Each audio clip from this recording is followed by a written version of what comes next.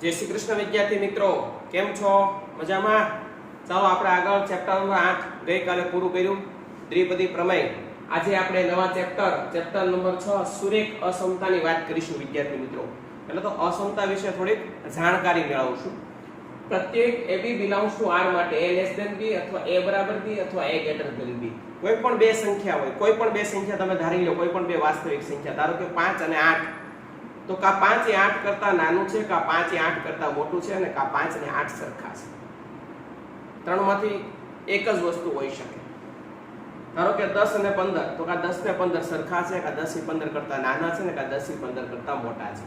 કોઈ પણ બે સંખ્યાની વાત કરો વિદ્યાર્થી મિત્રો, એટલે ત્રણ વસ્તુ તમારા મગજની અંદર આવે. એક a less than b અથવા a બરાબર b અથવા a greater than b. બેમાંથી એક સંખ્યા નાની છે અથવા બે સરખી છે, એટલે એક સંખ્યા મોટી છે. સંકેતો જોઈ લઈએ વિદ્યાર્થી મિત્રો. a less than b, a less than b એટલે કે આને less than વંચાય. a less than b એટલે a b થી ઓછું છે. a greater than b તો a એ b થી વધારે છે.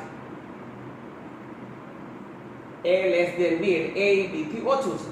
a greater than b તો a ની કિંમત b ની કિંમત કરતા વધારે છે.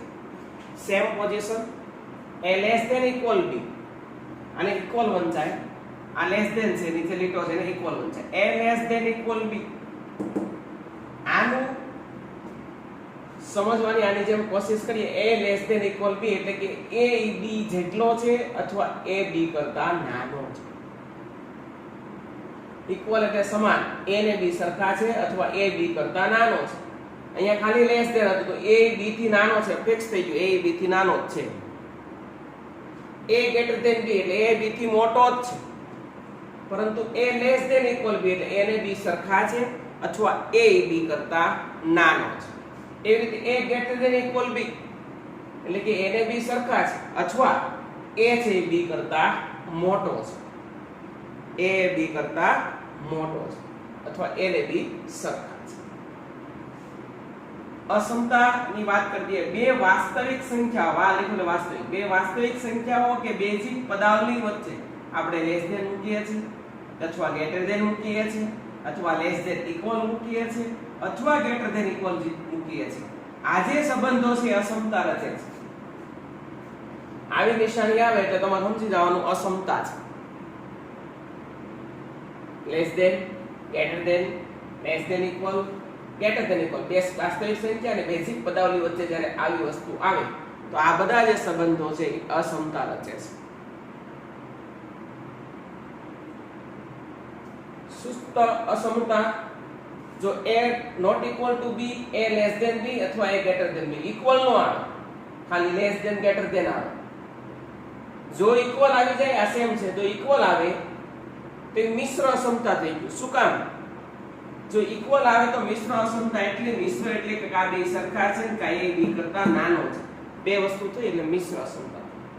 a b ને a ને b સરખા છે અથવા a છે b કરતા મોટો છે, તો આને મિશ્ર અસમતા. ખાલી એમ હોય તો સુસ્ત અસમતા, ઇક્વલ હોય તો મિશ્ર અસમતા. દ્વિ અસમતા, દ્વિ એટલે બે. 3 less than 5 less than 7 અથવા 9 less than equal x less than 12, a less than b less than c, a less than b less than equal c. એનો મતલબ એવો થાય કે આ દ્વિ અસમતા એટલે બે અસમતા, તો 1 2 1 2 1 2 1 2 આ અસમતા.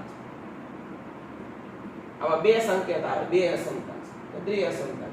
કોઈ પણ રકમ હોઈ શકે, એની વચ્ચે દ્વિ અસમતા. 3 જ હોય, 1 2 ને 3 છે, તો એની વચ્ચે બે અસમતા હોય. 9 less than equal x less than 12 એટલે કે 12. 9 less than equal x less than 12 એટલે કે 9 less than equal છે 9 જેટલા અથવા 9 કરતા મોટા. આનું x છે, x less than equal. આ ખાસ યાદ રાખવાનું. આ a less than b એનો મતલબ એવો થાય કે a છે ને બરોબર b કરતા નાનો છે. a છે ને b કરતા નાનો છે એટલે કે b છે a કરતા મોટો છે. આનો મતલબ શું થાય? a b કરતા નાનો છે, a b થી ઓછું એટલે કે એનો મતલબ કે b a થી વધારે. તો a less than b માં b વધારે હોય. એમ અહીંયા 9 less than equal x માં x વધારે હોય. 9 કે 9 કરતા વધારે x. તો 9 કે 9 કરતા વધારે અને 12 કરતા ઓછો. તો હકીકતમાં આને તમારે લખવું હોય ખાલી n માં કિંમત લખવી હોય n માં n એટલે પ્રાકૃતિક સંખ્યા, તો તમે લખી શકો 9 કે 9 કરતા વધારે એટલે 9 10 અને 11. 12 નો લખાય કારણ કે આપણે n માં n પ્રાકૃતિક સંખ્યામાં કિંમત લખીએ એટલે પૂર્ણાંક સંખ્યા લખીએ છે પ્રાકૃતિક સંખ્યા ધન પૂર્ણાંક. તો 9 less than equal x less than 12 એટલે એવું શીખવીએ છે કે 9 10 11 9 કે 9 કરતા મોટું અને 12 કરતા નાનું એટલે 11 સુધી.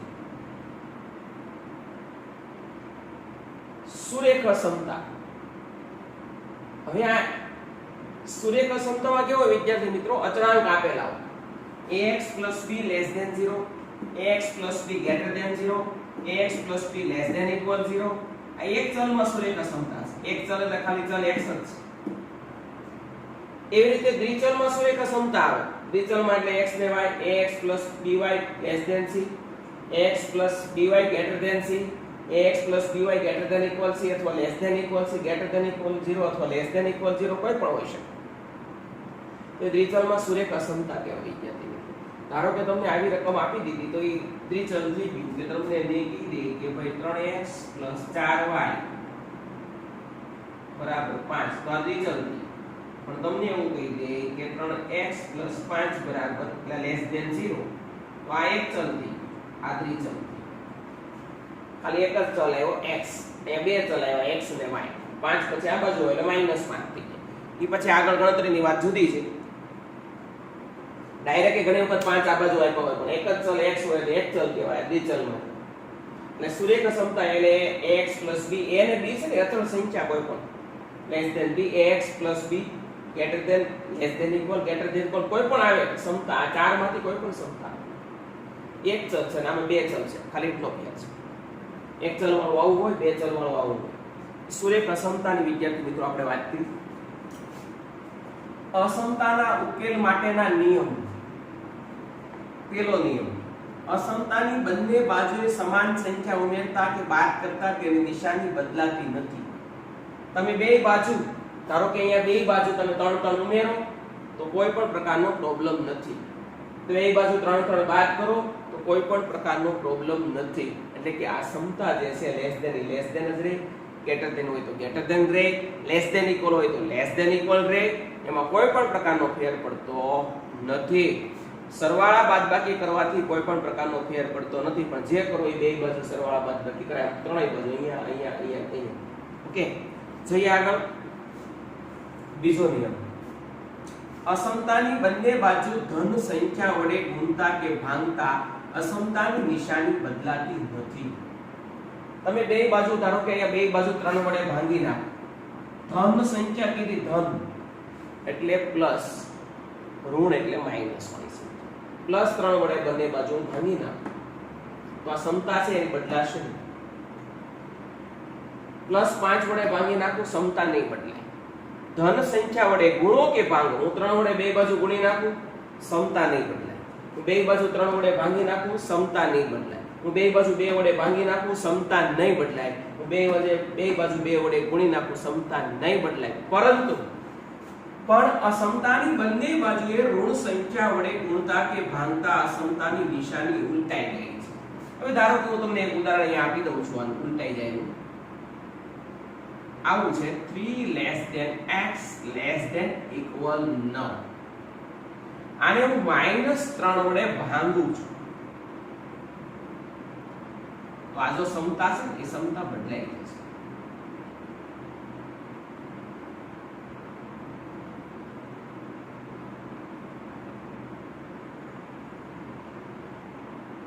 જો વિદ્યાર્થી મિત્રો મેં બધાને -3 વડે ભાંગી નાખ્યા તો મારી સમતા બદલાઈ ગઈ. લેસ ધેન હતો એ ગ્રેટર ધેન થઈ ગયું, લેસ ધેન ઇક્વલ હતો એ ગ્રેટર ધેન ઇક્વલ. પછી જે જવાબ આવે તમે ઉડાડી નાખો, સાદરૂપ આપો -1 -x/3 કહેવાય આને, ના -3 કહેવાય.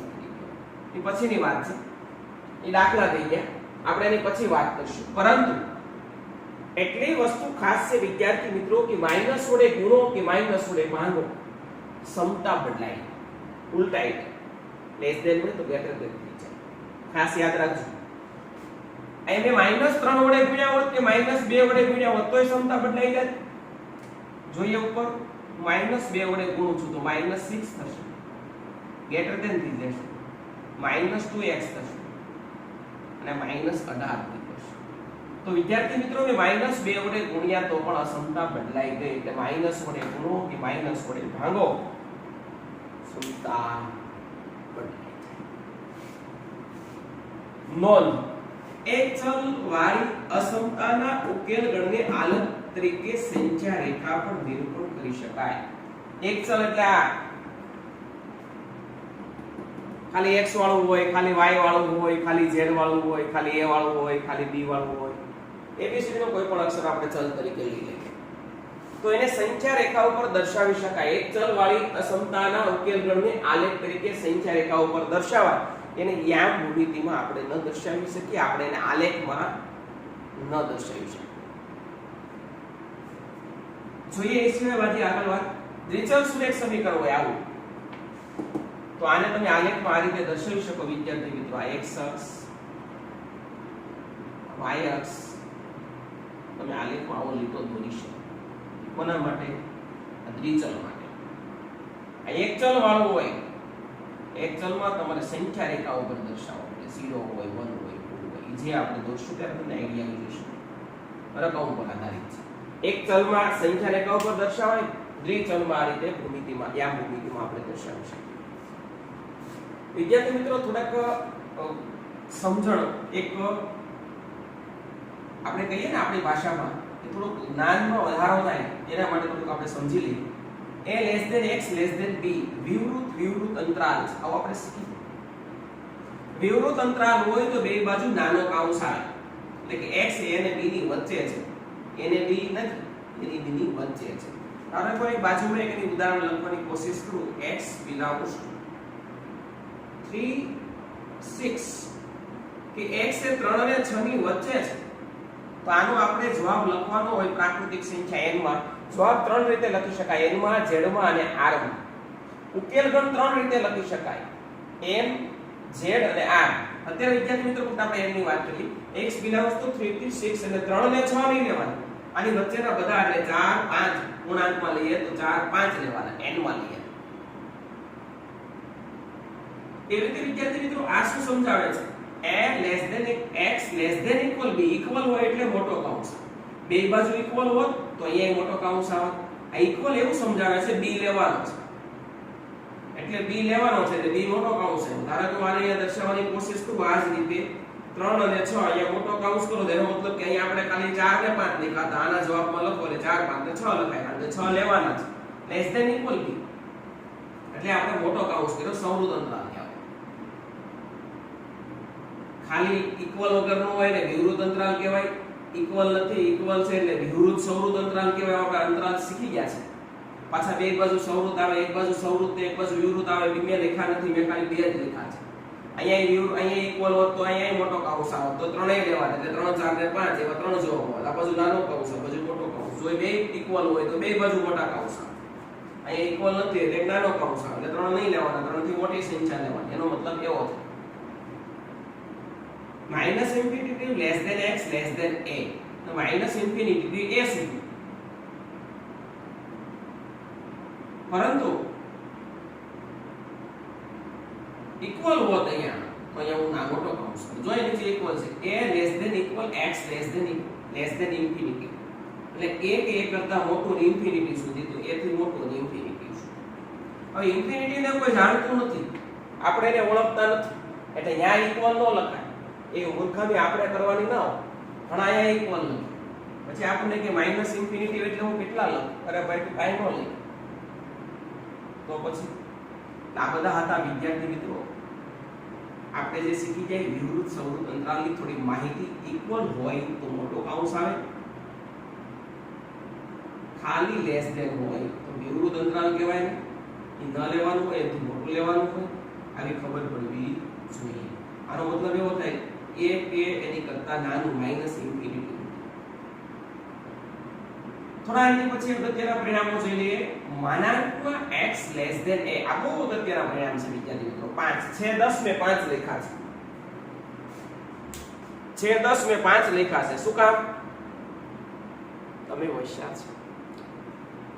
અરે ભાઈ હું ખાલી લેસ ધેન લખું પછી પાછું ઇક્વલ લખું એ એક જ થાય તો જોઈએ માનાંકમાં x લેસ ધેન a આનો મતલબ એવો થાય કે લેસ ધેન હોય તો શું લખાય તો minus a less than x less than a લખાય જો ઇક્વલ હોય તો ઇક્વલ નું એક ઉદાહરણ સાથે સાથે લખેલું જ છે એટલા માટે મેં એક સ્તંભ દોરી નાખ્યો છે બરોબર કે જો માનાંકમાં x લેસ ધેન ઇક્વલ હોય તો સેમ ઇક્વલ આવે સેમ જો ને તમે ઇક્વલ હોય તો ઇક્વલ આવે ઇક્વલ ન હોય તો ઇક્વલ ના આવે બધામાં એક એકમાં હા અને ઇક્વલ એટલે મોટો કૌંસ સાથે ઇક્વલ હોય લેસ ધેન ઇક્વલ તો મોટો કૌંસ ખાલી ઇક્વલ હોય તો બે બાજુ નાના સમજી ગયા તો માનાંકમાં x લેસ ધેન એટલે minus a less than x less than a એટલે માનાંકમાં x less than equal a એટલે minus a less than equal x less than a સાહેબ આ બહુ અગત્યની વસ્તુ છે તમને આઈડિયા આવવી જોઈએ ધારો કે 3 છે એની જગ્યાએ a એટલે અચળ સંખ્યા ધારો કે 3 છે તો -3 ને 3 ની વચ્ચે x હોય માનાંક વાળા બહુ યાદ રાખવાના એ બહુ કામ લાગશે હવે ગ્રેટર ધેન હોય લેસ ધેન ની બદલે એટલે મગજ છટ જો ગ્રેટર ધેન હોય તો બે જવાબ આવે x less than minus a અથવા x ગ્રેટર ધેન a યાદ રાખજો ખાસ હું તમને જ્યારે ચેપ્ટર ચાલુ કરીશ ને માનાંક વાળા દાખલા આવે ત્યારે હું તમને એમ કહીશ યાદ રાખો અગત્યના પરિણામો યાદ કરો ત્યારે તમારા અગત્યના પરિણામો યાદ કરવાના કે લેસ ધેન હોય તો શું કરવાનું ગ્રેટર ધેન હોય તો શું કરવાનું લેસ ધેન હોય તો x બંનેની વચ્ચે આવે ગ્રેટર ધેન હોય તો x less than minus a અથવા x ગ્રેટર ધેન a આવે પછી a બરાબર કોઈ પણ વસ્તુ હોઈ શકે 3 4 5 15 રકમમાં જે આપ્યું હોય અને x ને બદલે y આપ્યો હોય તો મૂંઝાવાનું થતું નથી બરાબર હવે જ્યારે ભણતા મારા સાહેબને એમ કહેતા કોણ મૂંઝાય આપણા દુશ્મન અને આપણે તો દુશ્મનો છે જ નહીં તો મૂંઝાય કોણ કોઈ નહીં ચાલો આગળ પ્રશ્ન નંબર 3 માનાંકમાં x a less than delta theta કણા થીટા કે કણા ડેલ્ટા કે તો x a less than theta delta તો a minus delta less than હોય એટલે વાંધો નથી સેમ આના જેવું છે તમે જોઈ લો પહેલું અને ત્રીજું કનેક્ટેડ માં છે લેસ ધેન હતા એ લેસ ધેન તો માઈનસ a કરીને વચ્ચે x લખ્યું બે લેસ ધેન કર્યા એવી જ રીતના x માઈનસ a બરોબર તો a minus delta x less than a plus delta એટલે અહીંયા જે હોય એક વખત એમાં આ બાજુ બાદ કરવાનું આ બાજુ ઉમેરવાનું વચ્ચે ખાલી x લખવાનું યાદ રાખજો ખાસ ફરી એક વખત x a માનાંકમાં લેસ ધેન ડેલ્ટા એટલે a minus delta less than x less than a plus delta delta belongs to r એટલે કોઈ વાસ્તવિક સંખ્યા છે એ કોઈ વાસ્તવિક સંખ્યા છે યાદ રાખજો ખાલી x જ અચળ સંખ્યા ચાલુ કરાય ચોથો પ્રશ્ન જો હવે ઊંધું આવ્યું જો આખું વચ્ચે માનાંક આપ્યો હોય તો ચોથો ને પાંચમો ઊંધું આવ્યું હવે વિદ્યાર્થી મિત્રો તમને બીજી વાત કહી દઉં કે જો અહીંયા ઇક્વલ હોત તો અહીંયા બે જગ્યાએ ઇક્વલ આવે જો અહીંયા ઇક્વલ હોત ત્રીજામાં તો અહીંયા બે જગ્યાએ ઇક્વલ આવે એમ અહીંયા જો ઇક્વલ હોત તો આ બે જગ્યાએ ઇક્વલ આવે અહીંયા ઇક્વલ હોત તો આ બે જગ્યાએ ઇક્વલ આવે બસ બીજું કોઈ પ્રોબ્લેમ નથી આગળ જોઈએ a લેસ ધેન માનાંકમાં x લેસ ધેન b આવું જ્યારે હોય ત્યારે આ થોડું અઘરું થઈ જાય x belongs two minus b minus a યોગ આ યોગ છે ab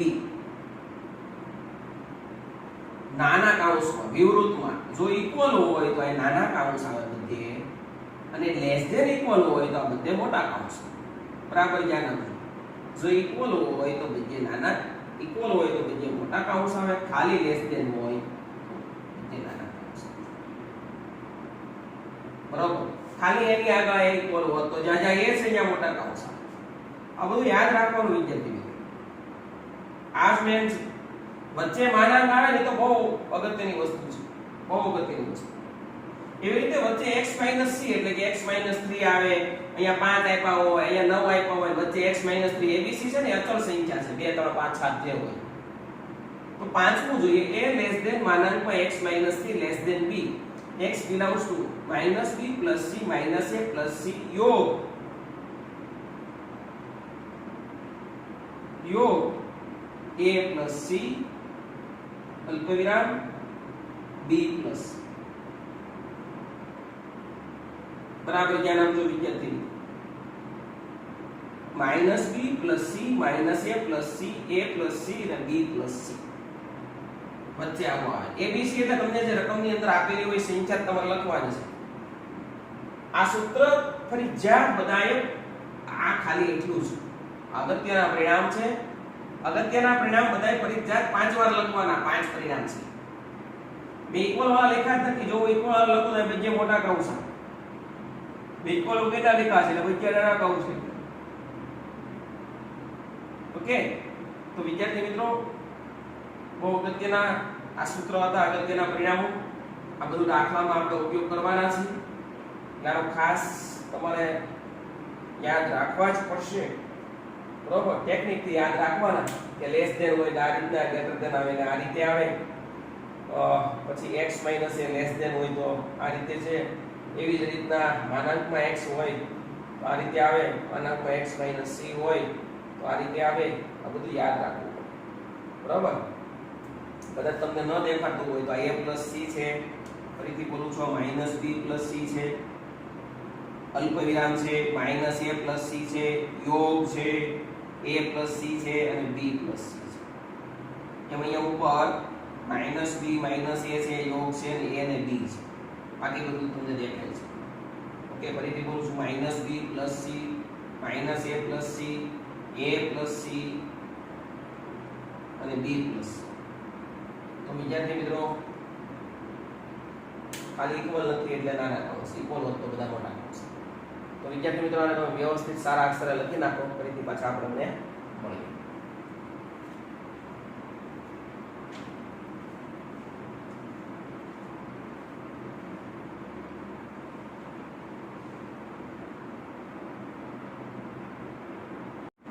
વિદ્યાર્થી મિત્રો આપણે વાત કરતા હતા કે અગત્યના પરિણામો આનો થોડોક ઉપયોગ આપણે જોઈ લઈએ હું તમને એક ઉપયોગ પહેલાનો બધાનો આપણે એક ઉપયોગ જોઈ લઈએ ધારો કે પહેલું છે કે માનાંકમાં x લેસ ધેન a તમને કાલે એવો કોઈ પ્રશ્ન પૂછે કે માનાંકમાં x લેસ ધેન 2 તો આનો ઉકેલ કેવી રીતે મેળવવો તો અહીંયા લખ્યું છે minus a less than x less than a તો minus 2 less than x less than 2 okay હવે આના અહીંયા આવ્યા પછી અહીંયા પહોંચ્યા પછી આના ઉકેલ ત્રણ રીતે મેળવી શકાય n માં z માં અને r માં આપણે વિદ્યાર્થી મિત્રો પેલા n ની વાત કરી એને એટલે પ્રાકૃતિક સંખ્યા વિદ્યાર્થી મિત્રો આને હું ખાલી સંખ્યા રેખો પર દર્શાવવાની કોશિશ કરું છું -2 થી 2 વચ્ચેની તમામ સંખ્યા એટલે -1 0 અને 1 બરાબર ધ્યાન આપજો અને પોલા મીંડા કરું છું પોલા મીંડા મીન્સ કે એ આવતા નથી એની વચ્ચેની સંખ્યાઓ આવે છે એટલે કે વિદ્યાર્થી મિત્રો એટલું આવે છે -2 ને 2 ની વચ્ચેની સંખ્યાઓ આવશે વિદ્યાર્થી મિત્રો તો જો ધન n ની વાત કરું n માં મારે જવાબ જોતો હોય n માં એટલે પ્રાકૃતિક સંખ્યામાં તો વિદ્યાર્થી મિત્રો -2 ને 2 તો લેવાની ના પાડીની વચ્ચે ના લેવાય પ્રાકૃતિક સંખ્યા ખાલી એક જ છે એનો જવાબ 1 હું z માં લખવાની કોશિશ કરું એટલે મારે પૂર્ણાંક z એટલે પૂર્ણાંક સંખ્યા પૂર્ણાંક સંખ્યાની વાત કરું તો -2 અને -2 ને 2 ની વચ્ચેની તમામ પૂર્ણાંક સંખ્યા એટલે -1 0 અને 1 એવી જ રીતે વિદ્યાર્થી મિત્રો r માં જવાબ લખવાની કોશિશ કરું વાસ્તવિક સંખ્યામાં તો બધા જ આવે -2 થી 2 ના વચ્ચેના બધા જ પરંતુ ઇક્વલ નથી એટલે નાનો કૌંસ આવે તો તમે આને સીધું ડાયરેક્ટ r માં તો આ રીતે પણ લખી શકો પણ સંખ્યા રેખા દોરો તો તમને n માં અને z માં જવાબ લખવાની મજા આવે સાહેબ એવી રીતે બીજા એકની વાત કરીએ કોઈ પણ એકને પકડી લઈએ ધારો કે એની બાજુમાં છે અને બીજા નંબરને પકડી લઈએ આની આ જ વસ્તુ આવી રીતે હોત ગ્રેટર ધેન a એનો જવાબ જો x less than minus a એટલે x લેસ ધેન એના બદલે આપણે 2 લખી નાખીએ બરોબર તો -2 a લેસ ધેન -2 બરાબર ધ્યાન આપો અથવા x ગ્રેટર ધેન 2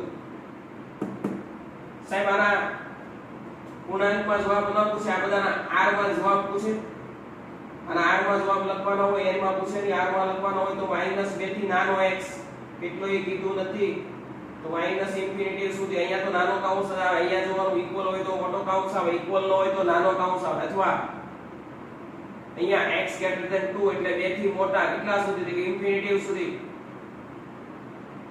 ઓકે, વચ્ચે યોગ અથવા એટલે યોગ. આ વિદ્યાર્થી મિત્રો આપણો જવાબ છે -2 થી નાનું અને 2 થી મોટું. રાખવા થોડા તમને અત્યારે તકલીફ વાળા લાગશે કારણ કે આપણે સીધા હાઈ લેવલમાં આવી ગયા છે. તમને લો લેવલ તો ફાવતું નથી. સાહેબ અહીંયામાંથી એકાદું પકડી લઈએ. ધારો કે 4 નંબરનું પકડી લઈએ. આવું છે a less than 1 x less than b.